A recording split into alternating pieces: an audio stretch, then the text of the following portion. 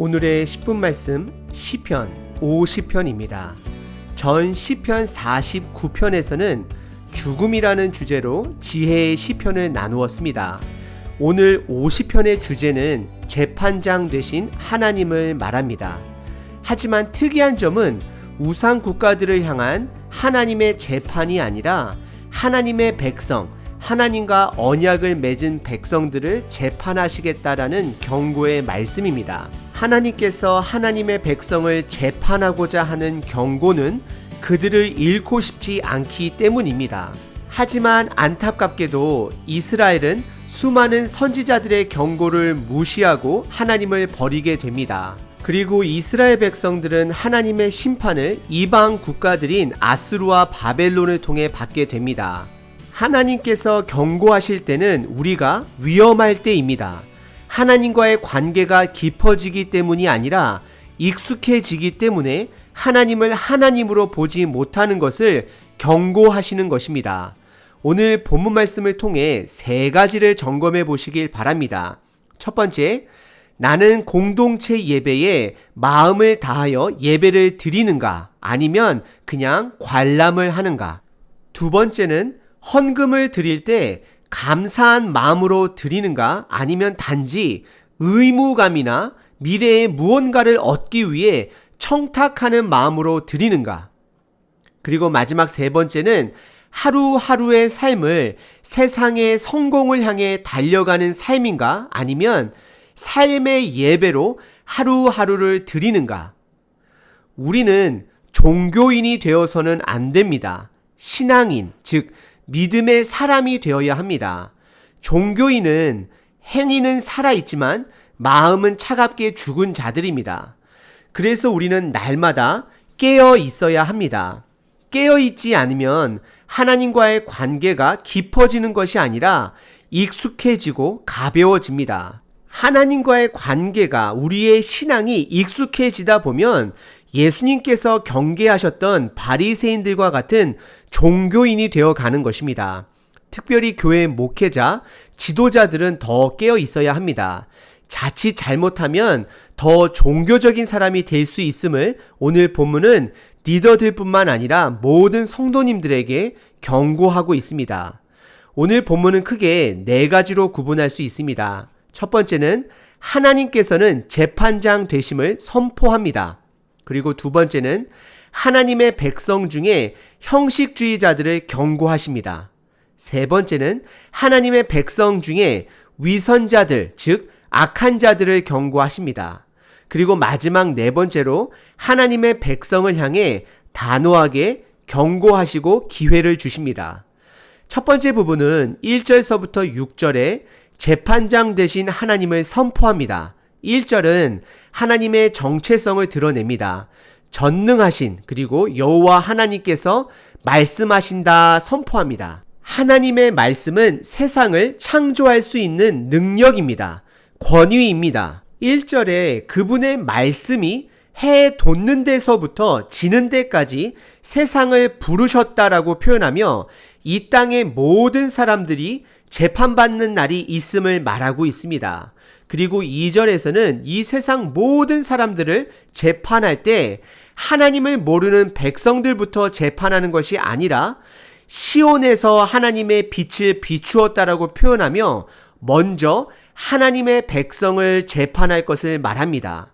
그리고 그의 임재는 재판관의 모습으로 삼키는 불 그리고 광풍이 있다라고 표현을 합니다. 그리고 4절에서는 본격적으로 하나님이 자기의 백성을 판결하시려고 위 하늘과 아래 땅에서 선포하신다 말씀하면서 4절에 나의 성도, 나와 언약한 자들이라 표현하며 5절에 그들을 공의로 심판할 것을 말하고 있습니다. 첫 번째 부분은 하나님께서 이 땅에 모든 백성들을 재판할 것인데 먼저 그의 백성을 재판하시겠다 말씀하십니다. 이것은 알곡과 쭉정이를 구분하시는 작업이자 양과 염소를 구분하시는 작업입니다. 오늘 이 시편의 경고는 우리들로 하여금 회개시키기 위함입니다. 그리고 두 번째 부분은 7절서부터 15절까지 하나님의 백성들 중 형식적으로 제사를 드리는 자들에게 경고하십니다.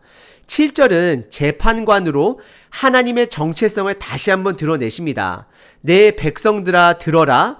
나는 하나님, 곧 내 하나님이다 라고 선포합니다. 그리고 8절은 그들의 종교 생활에는 행위만 있었음을 하나님께서 드러내십니다. 나는 내 재물 때문에 너를 책망하지는 아니하리니 그들의 재물은 계속해서 있었음을 말합니다. 내 번제가 항상 내 앞에 있었음이로다 라고 말하지만 이들에게는 마음이 없었음을 재판장 되신 하나님께서 드러내시는 것입니다. 마음이 없는 제사는 하나님께서 받지 않으신다라고 9절서부터 13절에 모든 동물들이 이미 하나님의 것임을 말하며 마음 없이 제사에 드려지는 고기와 피는 받지 않는다 말씀하십니다. 그러면서 14절과 15절은 다시 한번 그들에게 마음을 회복할 것을 경고와 동시에 기회를 주십니다. 14절에 감사로 하나님께 제사를 드리며 지존하신 이에게 내 서원을 갚으며 15절 환난 날에 나를 부르리라 내가 너를 건지리니 내가 나를 영화롭게 하리로다 라고 말씀하십니다. 두 번째 부분은 하나님의 백성들 중에 행위만 살아있되 마음이 떠난 형식주의자들을 향한 경고이자 기회의 말씀입니다. 오늘 이 시간 우리들의 마음은 어떠한지 오늘 하나님의 말씀 앞에 비춰보시길 바랍니다. 우리의 믿음은 깊어져 가야 하고 말씀의 뿌리를 내려야 합니다. 믿음이 편해져 가고 익숙해져 가면 죽어가고 있는 것임을 기억하셔야 합니다.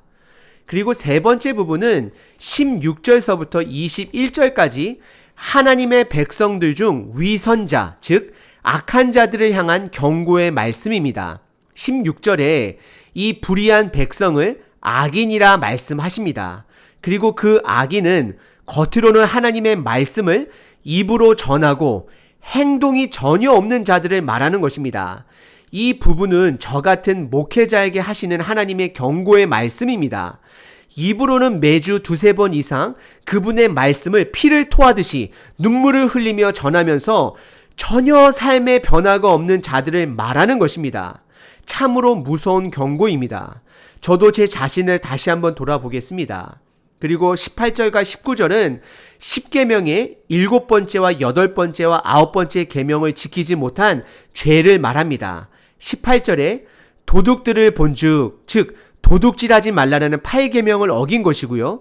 그와 연합하고 간음하는 자들과 즉 7번째 계명의 간음죄를 범한 자들, 그리고 19절에 내 입을 악에게 내어주고 내 혀로 거짓을 꾸미며 9번째 계명에 거짓 증인하는 죄를 범했다라고 말을 합니다.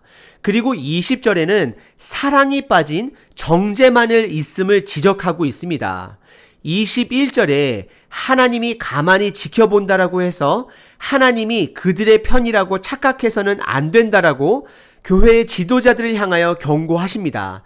하지만 21절 중간에 그러나로 시작하면서 그 위선자의 죄들을 낱낱이 다 드러내시겠다라고 경고하십니다. 이 세 번째 부분은 모든 하나님의 백성을 향하여 주신 말씀이지만 특별히 저를 포함하여 교회 목회자들이 떨리는 마음으로 들어야 할 경고입니다. 그리고 마지막 네 번째 부분은 22절과 23절에 경고와 기회를 단호하게 말씀하십니다. 22절에 하나님을 잊어버린 너희여, 즉 마음이 죽은 형식주의자와 위선자들에게 본인들을 돌아볼 것을 경고하고 계십니다. 그리고 회개하지 않으면 그들을 찢으시고 건질 자 없이 멸망할 것을 경고하십니다. 이렇게 하나님께서 강하게 말씀하시는 것은 우리들을 잃어버리지 않고자 하는 마음인 것입니다. 그리고 23절에 다시금 마음을 회복하고 감사로 예배를 드리는 자, 하루하루 감사함으로 살아가는 자는 하나님을 기쁘게 하신다 말씀하십니다. 그리고 이어서 그들이 회개하고 돌아오면 구원을 다시 보여주시겠다라고 말씀을 하십니다. 마지막 부분은 하나님의 경고와 기회를 분명하게 다시 한번 선포해 주시는 내용입니다. 오늘 시편은 하나님께서 재판관으로 하나님의 백성을 먼저 재판하시겠다라는 선포 내용입니다. 특별히 두 부류의 사람을 경고하셨습니다. 첫 번째는 마음이 떠나버린 종교인들, 그리고 두 번째는 악하다 표현하신 위선자들. 말에는 하나님의 말씀을 선포하며 행동에서는 하나님의 말씀을 찾아볼 수 없는 자들을 향한 경고였습니다. 형식주의자들도 그리고 위선자들도 처음에는 분명히 순수한 믿음에서 신앙생활을 시작했었을 것입니다. 그래서 오늘 시편은 그들을 나의 성도, 나의 연약한 자들이라 표현합니다. 무엇이 과연 문제였을까요? 이것은 하나님이 익숙해지고 편해졌기 때문입니다. 우리는 하나님과의 관계가 깊어져야 합니다. 그냥 익숙해지는 것은 신앙이 죽어가는 것이고 결국 종교인이 되는 것입니다.